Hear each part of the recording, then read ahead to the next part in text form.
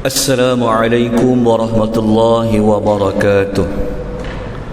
Alhamdulillahi rabbil alamin, wassalatu wassalamu ala ashrafil anbiya'i wal mursalin wa ala alihi wa sahbihi ajma'in, amma ba'd. Muslimin dan muslimat rahimani wa rahimakumullah. Alhamdulillah, minggu ini kita dapat bertemu sekali lagi atas izin dari Allah Azza wa Jalla, yang mana kita masih lagi berada pada membincangkan ayat-ayat di dalam surah Al-Insan, yang mana insya-Allah pagi ini kita akan masuk kepada ayat yang ke-12. Nota pagi esok insya-Allah saya akan serahkan kepada tuan-tuan dan puan-puan. Jangan bersedih. Baik, ayat yang ke-12 mari kita baca terlebih dahulu. A'udzubillahi minasyaitonirrajim.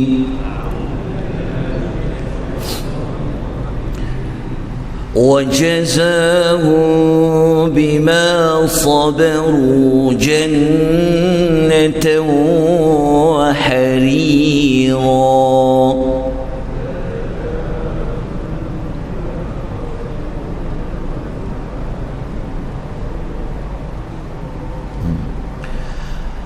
Wajazahum, dan Allah itu juga telah memberikan balasan. Okey, kenapa ada dan wa kat sini? Kerana Allah nak menyambung lagi balasan yang Allah nak beri kepada golongan al-abrar. Kalau tuan-tuan masih ingat ayat yang ke-11, Allah telah menguniakan kepada golongan al-abrar ini adalah dua, iaitu Allah telah memberikan rasa aman. Allah mencabut perasaan takut yang kepada golongan al-abrar di hari kiamat, dan Allah juga telah memberikan hati-hati golongan abrar ini terlalu gembira sehingga nampak di muka-muka mereka itu wajah-wajah keceriaan di hari kiamat yang penuh kesulitan. Tetapi bukan itu saja yang Allah nak bagi balasan. Allah sebut lagi wajazahum bima sabaru, dan dia juga memberikan balasan kepada mereka. Apa dia? Sebab apa? Bima sabaru, kerana kesabaran mereka. Okey, Allah bagi tahu juga jawapannya. Balasan yang Allah nak bagi kepada golongan al-abrar ini adalah hasil daripada mereka ini sabar ketika mana mereka berada di dunia.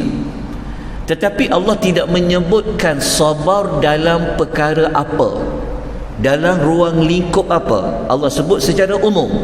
Nanti kita akan perincikan. Apa yang Allah nak bagi balasan itu? Jannah.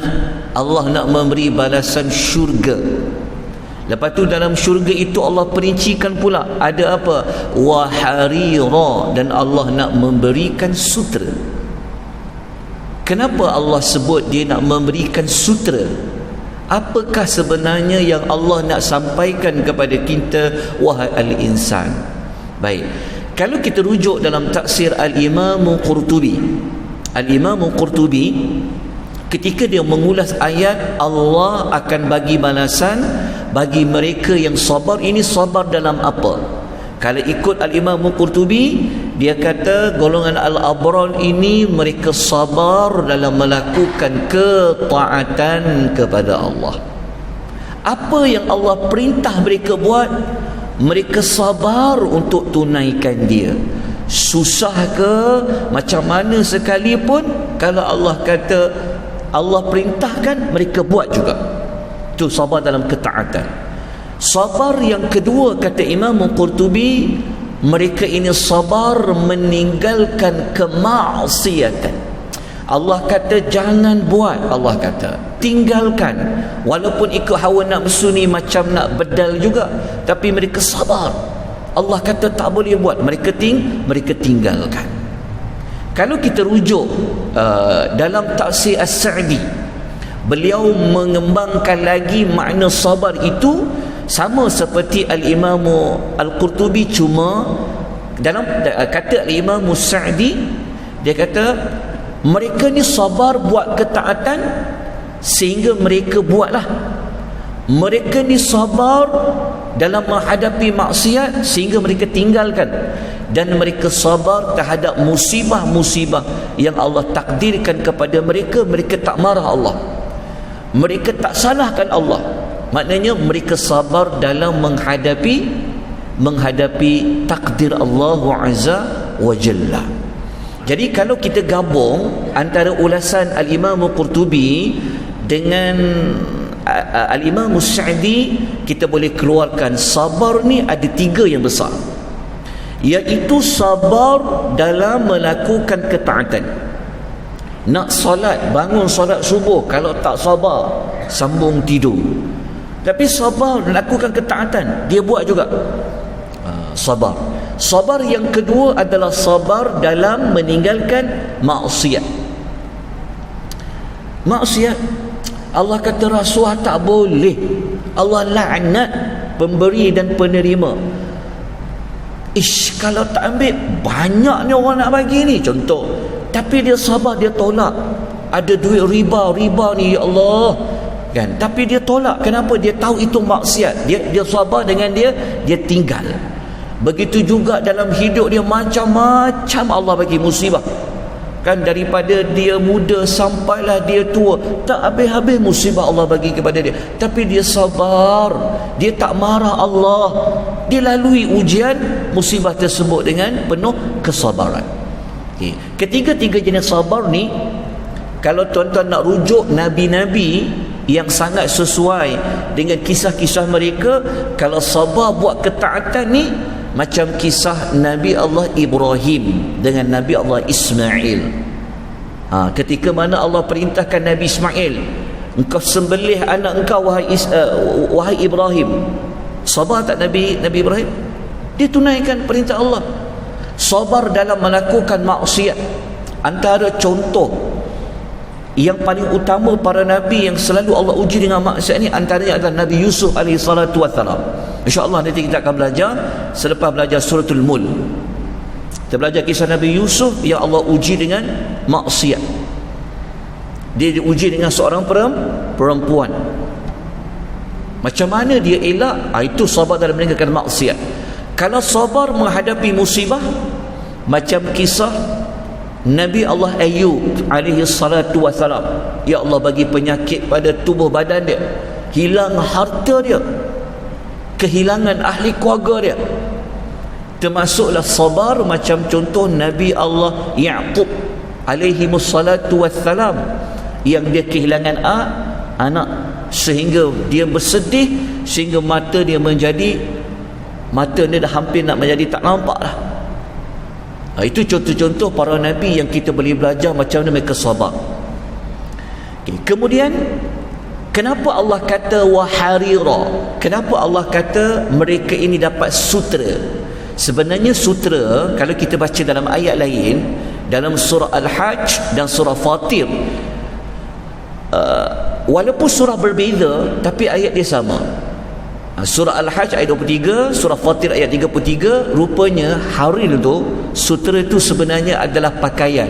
Walibasuhum fiha harir, dan pakaian mereka adalah Allah pakaikan sutera.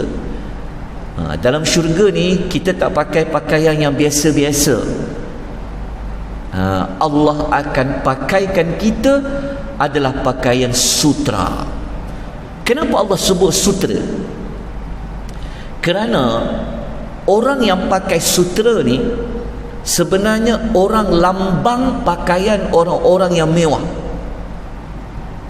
Maknanya Allah nak kata pada kita, orang masuk syurga ni, dia adalah manusia yang Allah akan mewahkan dia. Allah akan bagi dia Allah akan bagi dia nikmat yang melambangkan kemewahan dia pada pakaian dia. Dan kenapa Allah sebut dia pakai sutera? Dia begini, kalau orang buat kerja ladang ke, buat kerja kebun ke, dia pakai pakaian apa? Takkan dia pakai sutera juga? Menunjukkan bahawasanya sebenarnya Allah nak kata orang dalam syurga ni dia dah tak buat kerja dah. Kerja mereka apa? Mereka ni merasa nikmat saja. Kerja dia merasa nikmat. Tuan masih ingat lagi tak dalam surah Yasin tu? Ya Allah kata penghuni syurga ni mereka buat apa dalam syurga? Mereka berada dalam kesibukan mendapat nikmat, kan? Fi syughulin fakihun. Ingat lagi tak dalam surah Yasin tu? Mereka ahli syurga ni mereka sibuk dalam merasai nikmat yang Allah bagi. Jadi cara nak mengatakan mereka ini dia mewah, Allah layan mereka dapat nikmat ini, Allah tunjukkan dari sudut contoh pakaiannya adalah sutera. Sutera yang bagaimana bentuk dia? Nanti kita baca pada ayat yang berikutnya.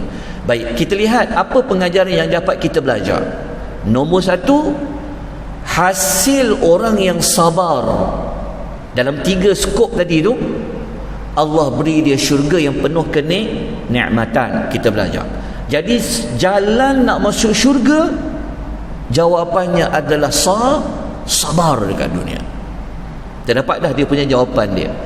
Kemudian yang kedua, pakaian ahli syurga terdiri daripada sutera. Ini nanti kita akan bincangkan sutera tebal, sutera nipis. Baik, apa tindakan selepas tadabbur yang kita boleh ambil daripada ayat yang kita baca ni? Tidak lain dan tidak bukan, kita dah tahu dah jawapan dia apa nak kena buat, iaitu kita sabar menunaikan segala perintah Allah. Kalau dikembangkan lagi makna sabar melakukan perintah Allah ni, antara yang utamanya juga adalah, ingat tak golongan abrar sebelum ni, ya Allah bagi contoh mereka, apa ketaatan mereka? Mereka memberi apa? Mereka memberi makan kepada orang yang memerlukan, tetapi dia beri yang macam mana? Dia bagi yang terbaik. Tapi ada satu lagi yang mereka ni sabar sangat. Sabar tu apa? Mereka sabar dari sudut niat. Ingat tak mereka sabar sudut niat? Mereka ni jaga niat tu betul-betul. Sampaikan mereka kata apa? La nuridu minkum jazaan wala syukura. Mereka kata apa? Kami tak nak ucapan terima kasih, kami tak nak sebarang balasan. Maknanya mereka sabar dalam apa? Memastikan niat amal itu semata-mata kerana Allah. Dan saya cadangkan kalau tuan-tuan nak baca buku yang cerita tentang sabar saja, tuan-tuan cari buku yang dikarang oleh almarhum Profesor Dr. Yusuf Al-Qaradawi. Dia buat satu kitab, tajuk dia As-Sabru fil Quran. Dia buat tajuk dia sabar di dalam Al-Quran. Dia ambil ayat-ayat tentang sabar saja, dia susun, lepas tu dia cerita dalam tu. Ada banyak tuan-tuan cerita tentang sabar. Dia bagi contoh nabi-nabi yang sabar macam mana. Macam mana nak dapat sabar tu? Sabar ni tuan-tuan, kalau kita buat amal, kita kena ambil sabar sebelum amal, semasa amal, selepas amal. Itu dipecahkan pula. Sebelum amal tu apa? Niat amal tu untuk siapa? Kerana apa? Sabar. Sabar tu maksudnya kerana Allah, kerana Allah, kerana Allah. Dan apabila tengah buat amal tu, pastikan amal itu juga tak ditunjukkan ke. Kalau macam kita solat, sembahyang kita tu khusyuk tu, dia sabar jaga solat dia tu. Dan selepas solat, selepas buat amal kena sabar juga. Sabar apa? Sabar jangan bagi tahu pada orang, sabar jaga amal tu. Itu pun sabar. Dari tu boleh baca dalam buku tentang sabar. Serta Google ya, search Google tu dah ada dia punya terjemahan lah. Buku tentang sabar, tuan baca tajuk tu sangat bagus. Kalau sabar orang yang menimpa musibah, macam mana cara nak dapat sabar tu? Nak cakap senang lah sabar, betul tak? Kena sabar, tapi kalau kena benda tu depan mata kita, dah jadi tak sabar. Tapi bacalah dalam tu, ada jawapan dia. Kemudian tak lain tak bukan kita kena sabar meninggalkan segala perkara yang Allah haramkan, dan kita kena sabar menerima dengan hati yang lapang segala ketentuan Allah Azza wa Jalla. Sabar kan, dengan umur ujung ni, waktu itulah Allah bagi banyak ujian. Antara ujian yang biasa dapat ujian apa? Sakit. Betul tak? Ujung-ujung ni, masa muda tu ya Allah kan, muda je, tapi ujung-ujung umur banyak orang Allah uji dengan sakit. Dan Allah uji juga orang yang jaga orang sakit tu. Betul tak? So kena sabar. Allah nak bersihkan mana-mana kesalahan, Allah nak angkat darjat supaya kita jumpa dengan Dia nanti dalam keadaan bersih daripada segala kesalahan. Maka kena sabar. Orang yang sakit kena sabar, orang yang menjaga orang sakit itu pun kena sabar. Okay, baik, kita teruskan dengan ayat yang ke-13. A'udzu billahi minasyaitonir rajim. متكئين فيها على الأرائك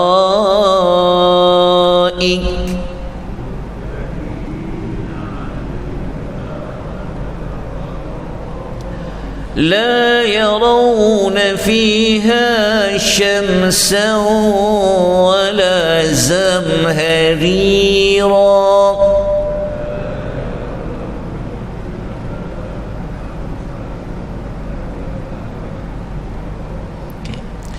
Ayat 13 ni Allah memperincikan lagi, melanjutkan lagi apa lagi Allah nak bagi. Ingat saya sebut mula-mula surah Insan waktu kita belajar kelas hari yang pertama. Surah Insan ini 14 ayat. Allah menyebut tentang apa? Nikmat di hari akhirat, nikmat dalam syurga. Satu je ayat pasal neraka. Kenapa ayatnya banyak sebut tentang syurga?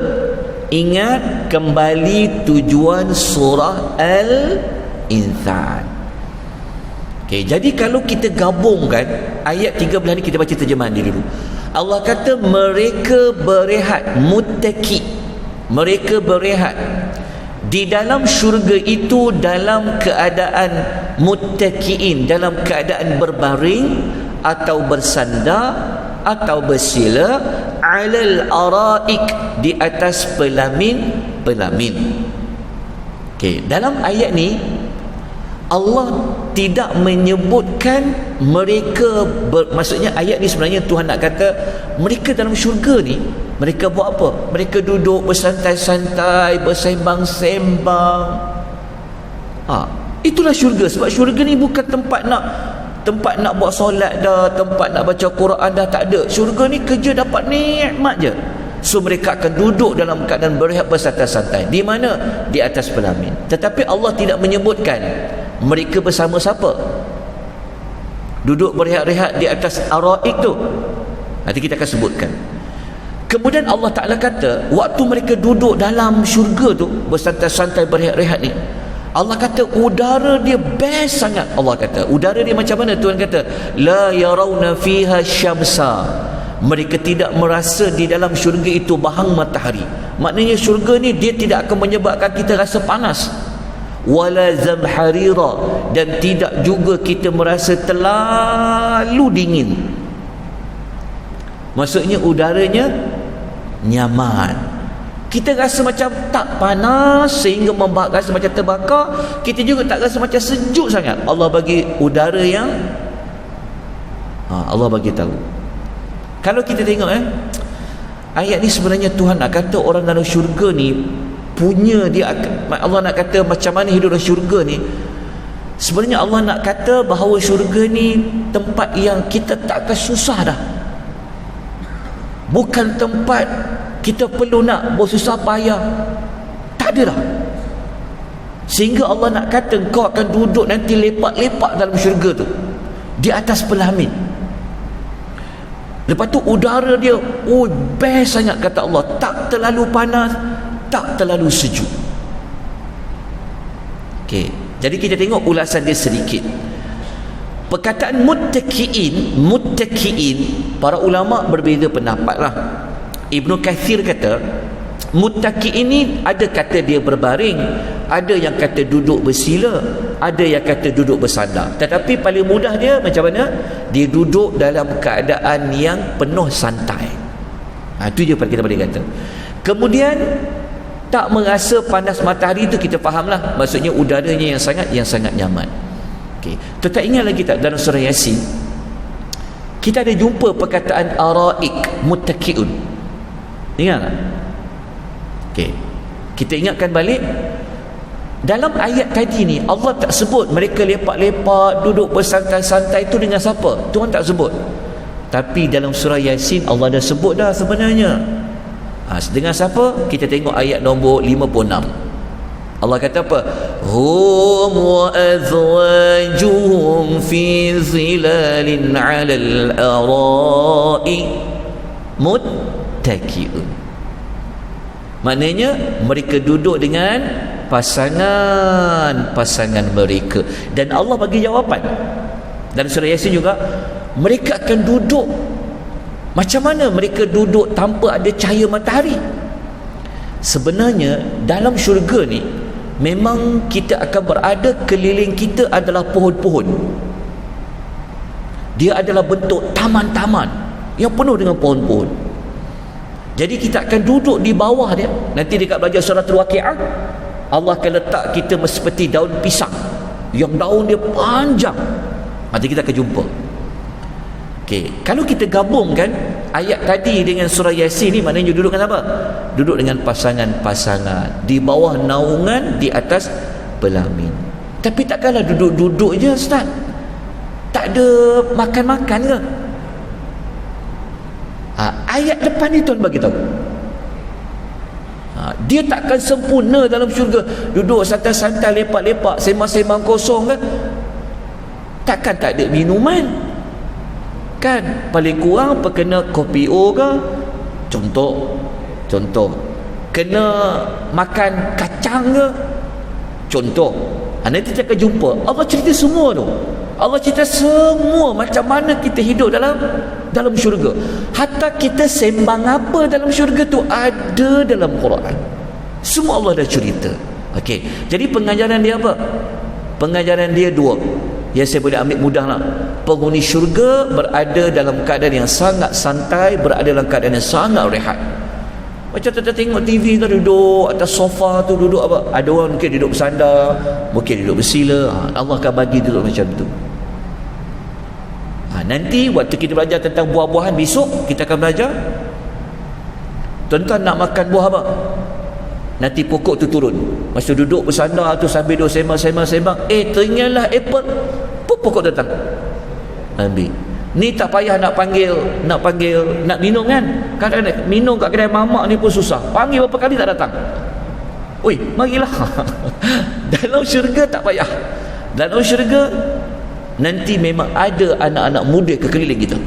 Nanti kita akan belajar pada ayat berikutnya. Ini nikmat dalam syurga. Okey, yang kedua, udara dalam syurga ni sangat nyaman dan selesa bagi penghuni syurga. Okey, tuan-tuan dan puan rahimani Allah, itu dua pengajaran. InsyaAllah besok kita akan masuk kepada ayat nombor 14. Dan insyaAllah besok nota saya bawa pada tuan-tuan dan puan, dan saya akan gabungkan sekali dengan nota tajuk Qiyamul Lail, insyaAllah. Jadi kita berhenti dengan kadar ini. Moga-moga dua ayat ini memberikan kita semangat lagi untuk kita memperbanyakkan amal-amal soleh, jaga niat kita buat amal soleh, jaga kesempurnaan amal ibadat itu. Semoga Allah menerima amal-amal kita itu dan Allah meletakkan kita di kalangan golongan al-abrar, dan Allah beri kita nikmat syurga seperti yang telah pun kita pelajari. Aqulu qawli hadza wa astaghfirullahal azim wa billahi taufiq wal hidayah. Wassalamu alaikum warahmatullahi wabarakatuh. Subhanakallahumma wa bihamdika asyhadu an la ilaha illa anta astaghfiruka wa atubu ilaik.